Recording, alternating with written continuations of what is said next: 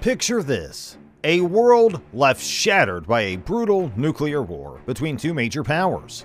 Cities that were once buzzing are now just piles of debris. Lives beyond count extinguished. The global economy in chaos, and international peace and security on the brink of collapse. Before you brush this off as some Terminator knockoff, let us tell you, it's not just fiction. As a high-ranking U.S. military officer stated, that this nightmare could be our harsh reality just 2 years down the road. Join us as we find out the truth about it. General Mike Minahan, the head of Air Mobility Command, sent out a memo to his officers on January 27, 2023, saying that he believes the U.S. will be at war with China by 2025. What does he think will be the cause? The upcoming 2024 elections in both the U.S. and Taiwan.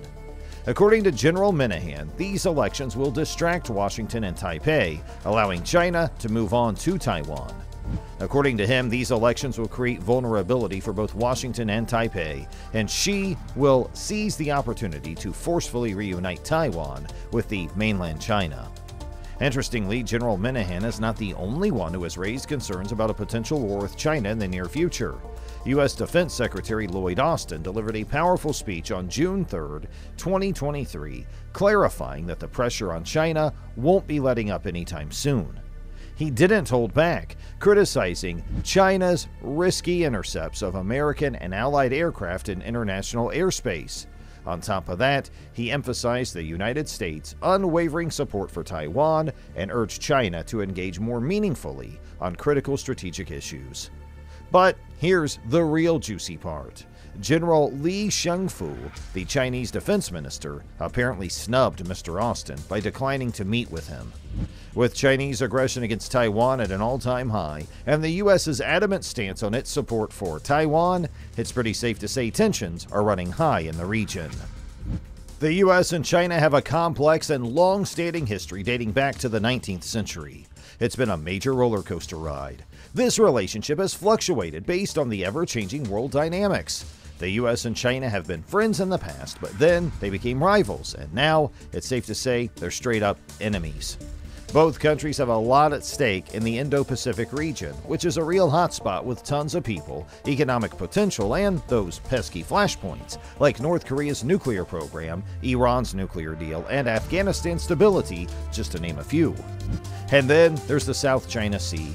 Besides being a hotbed of natural resources like fish, oil, and gas, it's also a crucial shipping route for global trade, with trillions of dollars worth of goods passing through every year.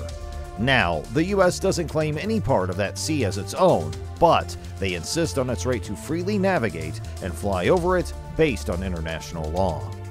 On the other hand, China does claim almost the entire South China Sea, using this vague historical map called the Nine-Dash Line. They've even gone as far as building artificial islands with military facilities on some of the disputed areas, which, again, has caused a lot of tension and clashes with other countries like Brunei, Malaysia, the Philippines, Vietnam, and, of course, Taiwan. There have been several close calls and incidents between the U.S. and China in the Taiwan Strait and the South China Sea. It's gotten so nerve-wracking that people are actually worried that any sort of accident could lead to a full-blown conflict between the two giants. And if only that was all there was to it. You see, the U.S. and China have had a boatload of political and diplomatic challenges in managing their relationship. It's gotten significantly worse under the Biden administration. They're not entirely to blame for this. They inherited this legacy of mistrust and animosity from the Trump administration, and they're not putting out any fires. The Biden administration has made it clear that they see China as a strategic competitor and a rival in the system. But even though they've talked about China as a threat, the Biden administration is open to cooperating with China on specific issues that they both care about. They're trying to engage with China through dialogue and communication, but, as you can imagine, China isn't the talkative type. And just when you think they're making some headway, something like the U.S. and its allies boycotting the Beijing Winter Olympics over China's human rights abuses pops up that makes things worse. One of the most realistic situations that could lead to a war between the U.S. and China is if China decides to invade Taiwan. Taiwan is a self-governing island with around 23 million people, located about 100 miles off the coast of mainland China. It's got its own constitution, government, military, and even its own currency. Plus, it's a bustling democracy with a booming economy as the home of the best microchips in the world. China, of course, takes major issue with Taiwan's independence. China claims Taiwan as part of its territory based on the whole One China principle. They consider Taiwan a rebellious province that needs to be brought back into the fold, even if they have to use force to make it happen. The U.S., however, sees Taiwan as a democratic buddy and a crucial ally in the Indo-Pacific region. While the U.S. doesn't have formal diplomatic relations with Taiwan, they do have a super close, unofficial relationship under the Taiwan Relations Act of 1979.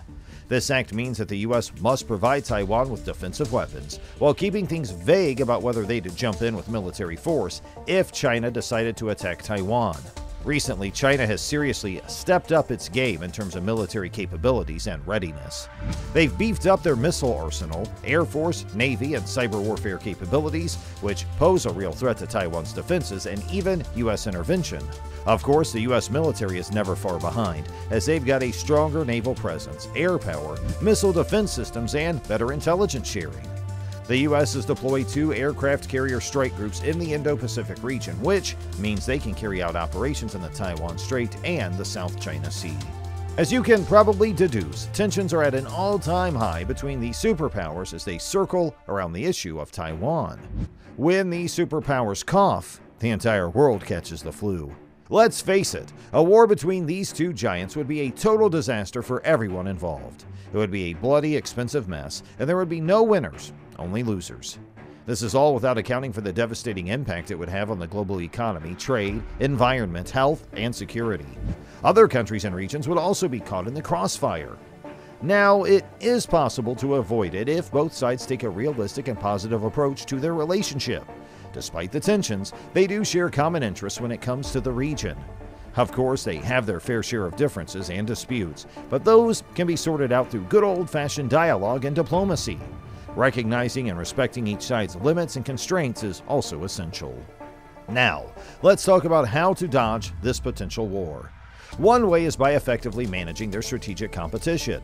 This means both sides need to understand each other's boundaries, like Taiwan for China, and freedom of navigation for the U.S., and make sure not to cross or provoke them. Finding areas where they can work together is crucial, like tackling climate change, responding to pandemics, or preventing nuclear weapons from spreading. Keeping up regular communication at various levels, from military to diplomatic, can help build trust and avoid misunderstandings. Another way they can buddy up is cooperative security. Instead of butting heads, both sides should aim to integrate China into the existing international order based on rules and liberalism. This means respecting each other's security interests, like China's sovereignty over its territory and the U.S.'s alliances with its friends. Lastly, there's the counter-coercion strategy. Rather than escalating to war, both sides should use their military capabilities to prevent or counter any coercion or aggression from the other side. Barking dogs seldom bite if they know the other dog will bite back. Now, the 2020s will be a crucial decade that will determine the future of this relationship. The choices made by both sides will lead to either peaceful coexistence or a dangerous collision. Who do you think would win in a war between the U.S. and China? Can they sort out their differences before all hell breaks loose? Let us know what you think in the comments below, and remember to like, share, and subscribe.